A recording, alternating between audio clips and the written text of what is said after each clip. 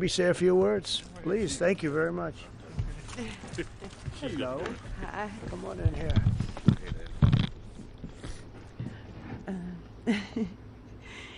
here. Whenever it started, we started moving our vehicles to the top of the road, and by the time we got the vehicles moved, the water had already hit our ankles in the house.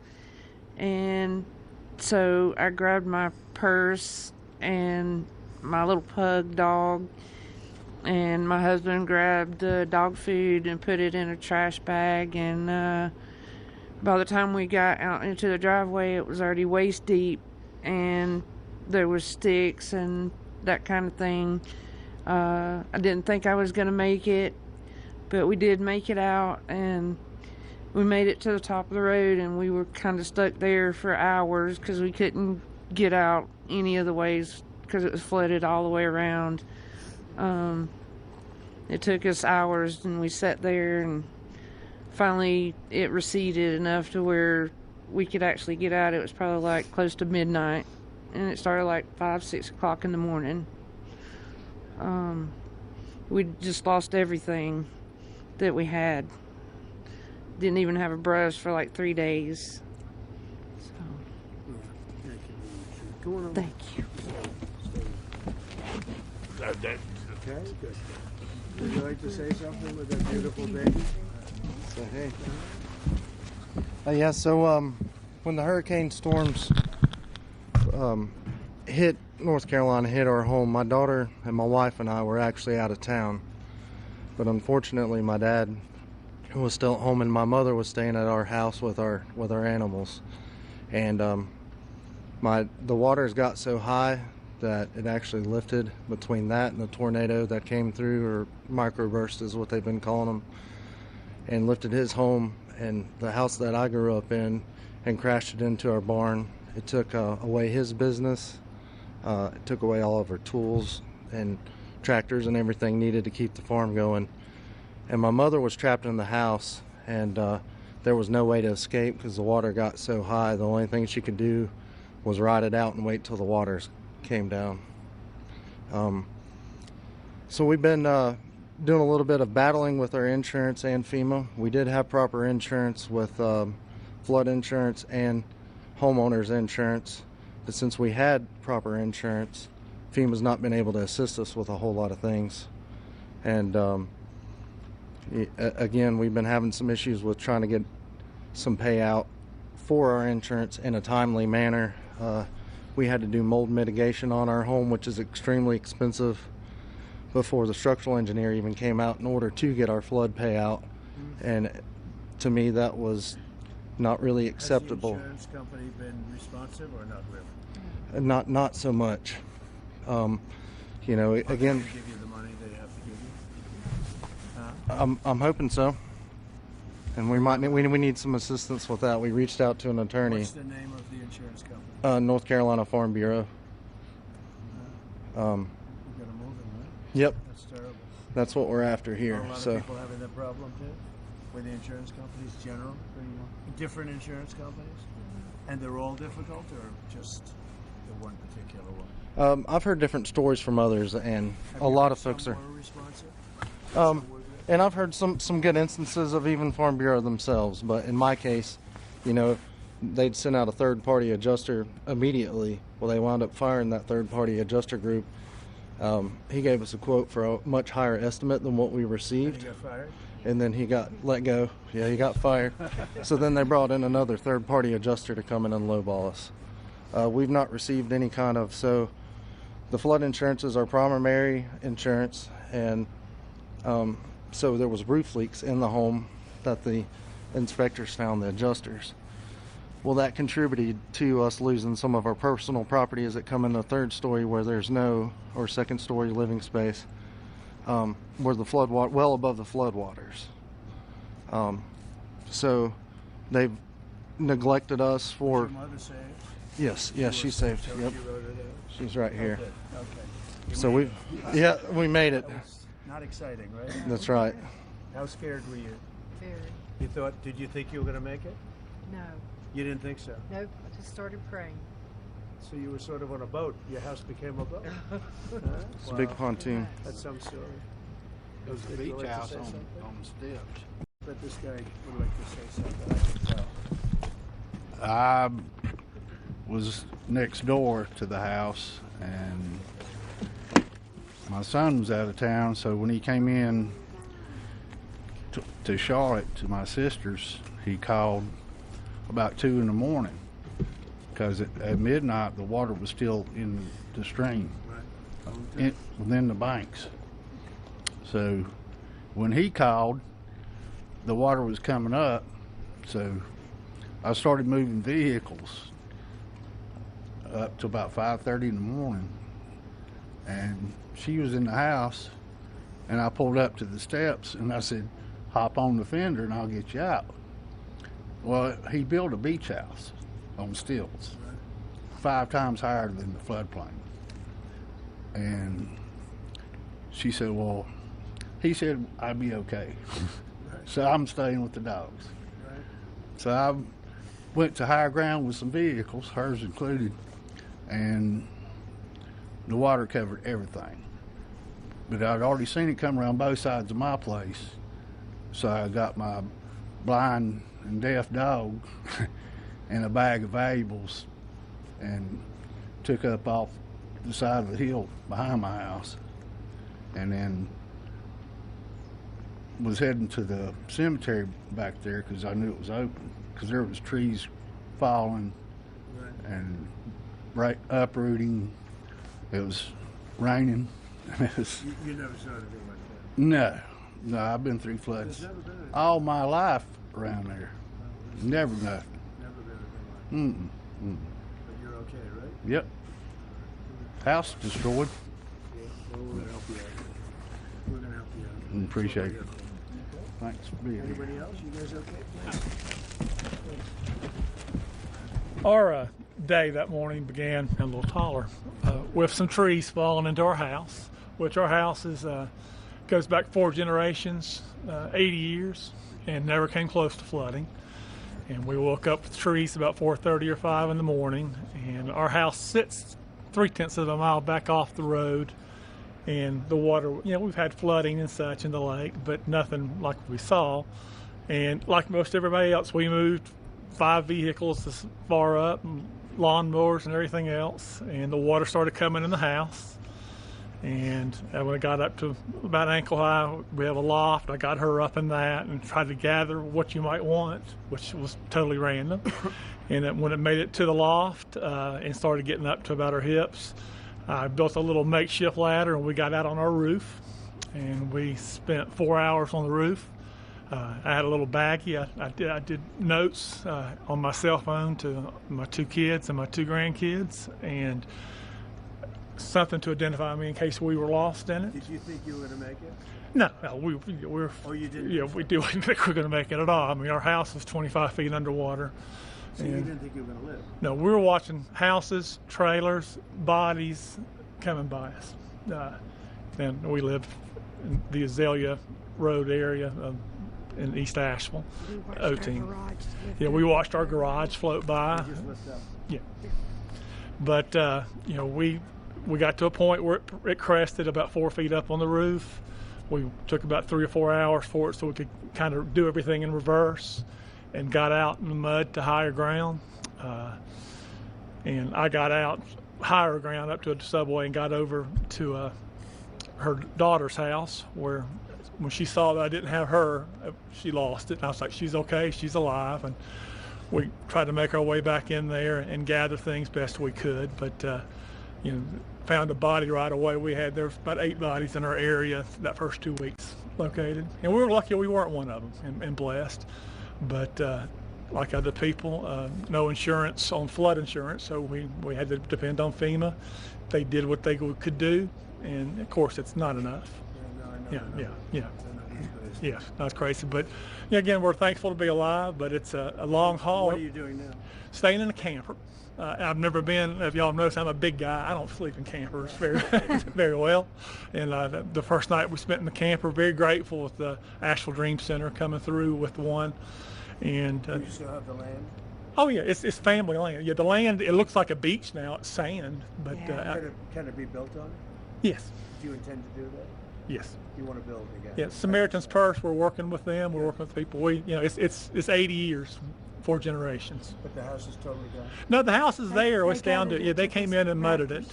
but everything in it was completely destroyed. But yeah, it's tough. I think we're at a point in Asheville where people's forgot about Asheville, and it's stagnant. Everything is stopped. You know. Yeah. Thank you, sir. Appreciate that. Take care. Thank you, Jack.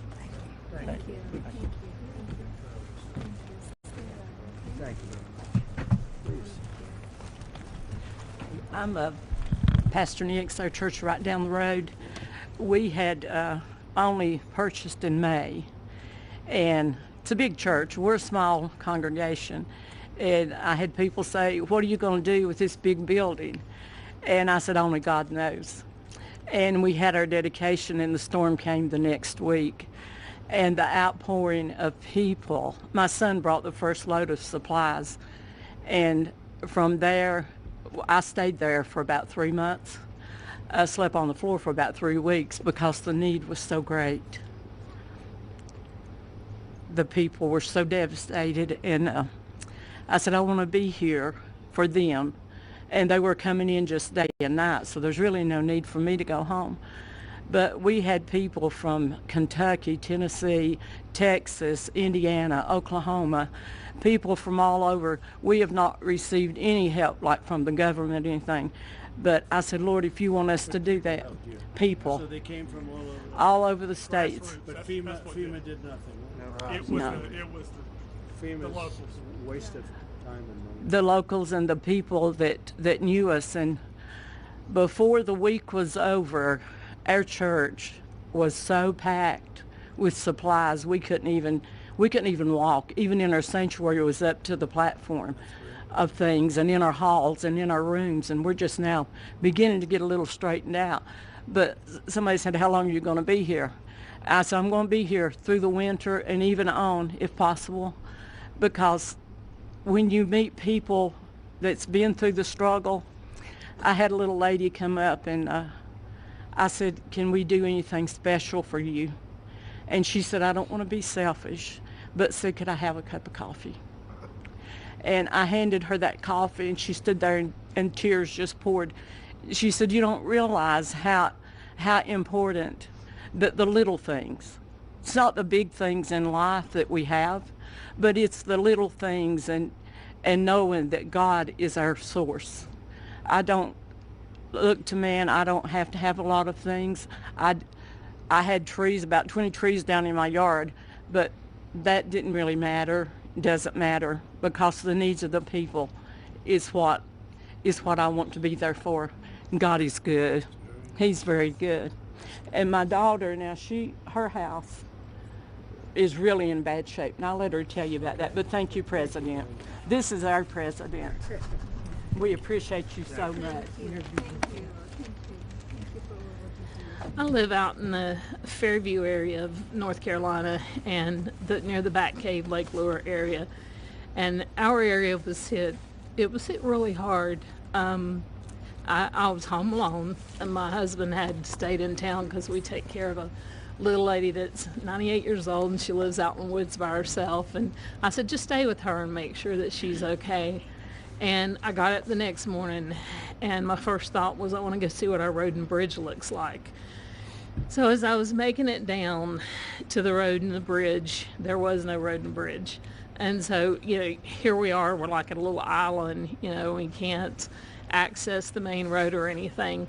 And then the fire department came by the next day and said that they were evacuating me and my neighbor because a landslide was going to come. And they told me to get my stuff and get ready. And so while I was getting my stuff and getting ready, there was a knock at the door, so I thought it was the fireman. And I went to the door, and there stood my 21-year-old son. His name's Nathan, and he had drove as far as he could to get to me, but he hiked 5 miles, and it took him a really long time. And he got there, and he said, Mom, grab a bag, we gotta go. And I said, son, there's no way I can hike out of here. And he's like, no. He said, we gotta go. So we started hiking out, and I seen one of my neighbors who she had no clothes on. Her skin was like chunked up. It was just, she was blue. She had been in the waters, and where she had went or I don't know, but horrific is just all I can say.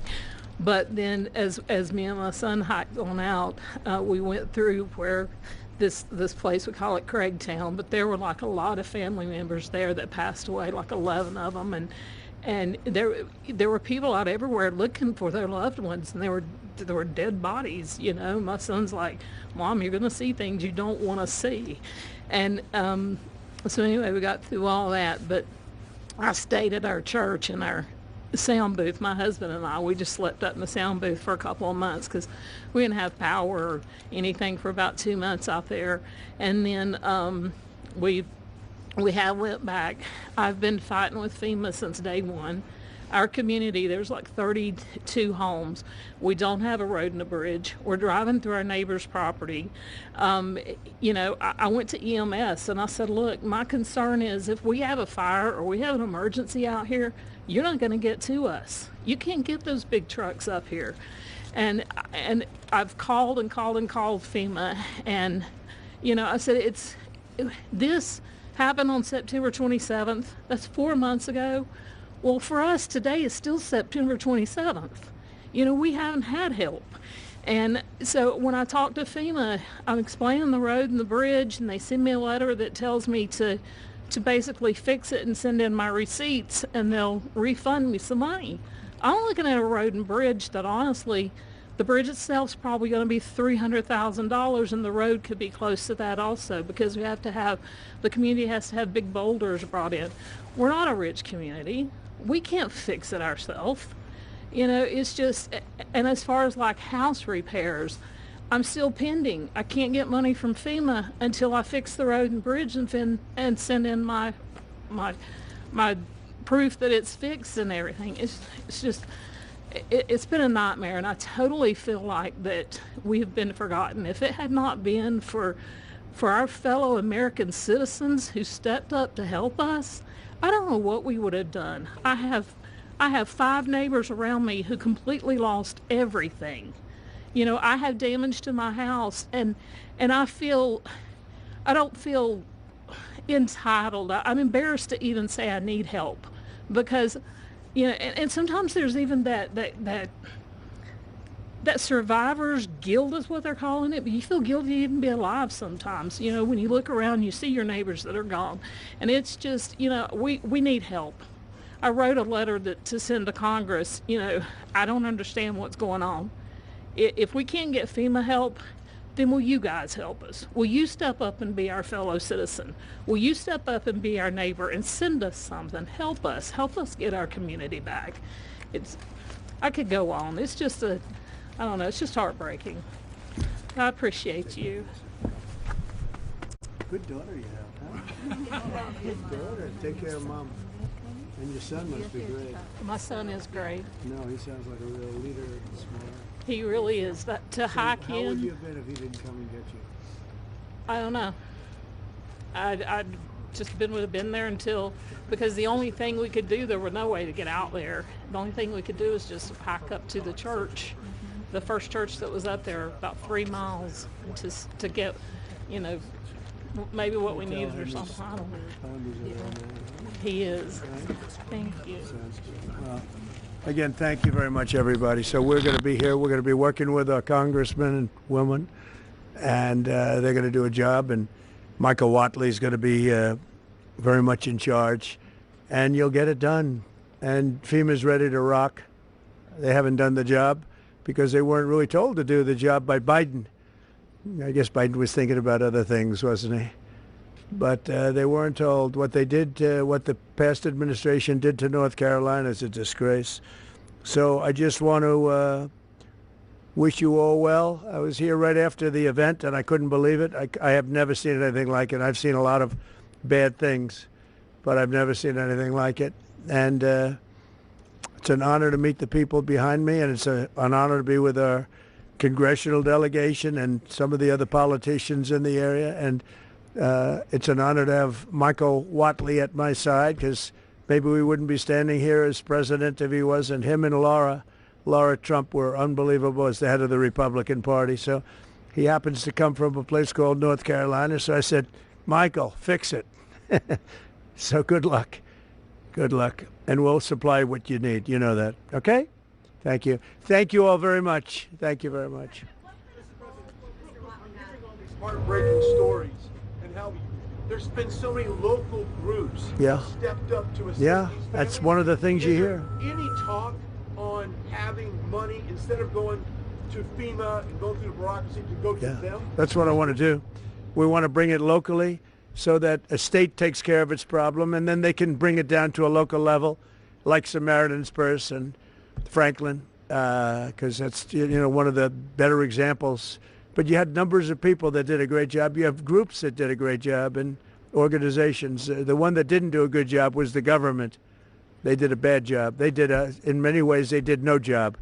They weren't even available. So, good question. The answer is we go local. I think it'll work much better. FEMA is a very expensive organization that really doesn't work out very well. It hasn't. This is not the only example. So it was up to me right now. It ended right now, and I just let the state take care of the problem. I mean, you can always have problems. Let the state, if it's Florida, it's a hurricane, let Florida take care of it. They don't need FEMA to come in. Yeah? Is it within FEMA, outside of FEMA? Yeah, I envision a very important role for him. It's any role he wants. He's a very capable guy, Michael Whatley, a very capable guy, and he's friends and works with these guys, keeps them elected, right? They have to do a good job. Otherwise, no matter how good Michael is, not going to work. But they've done an amazing job. They've been great. You're lucky you have great congressmen here. And woman, by the way, a great woman, very powerful woman. They're going to do a great job. They'll do it together. They'll work together, and we'll supply what they need as they need it. We'll coordinate that, and we will immediately get the Army Corps, Michael, because you need roads built. You know, we're talking about the bridge. We're talking about roads and things. So we got to get them built, all right? Okay? Thank you all very much. Thank you very much. All right. What's the wire? You're good. Okay. Everybody watch your wires. Okay.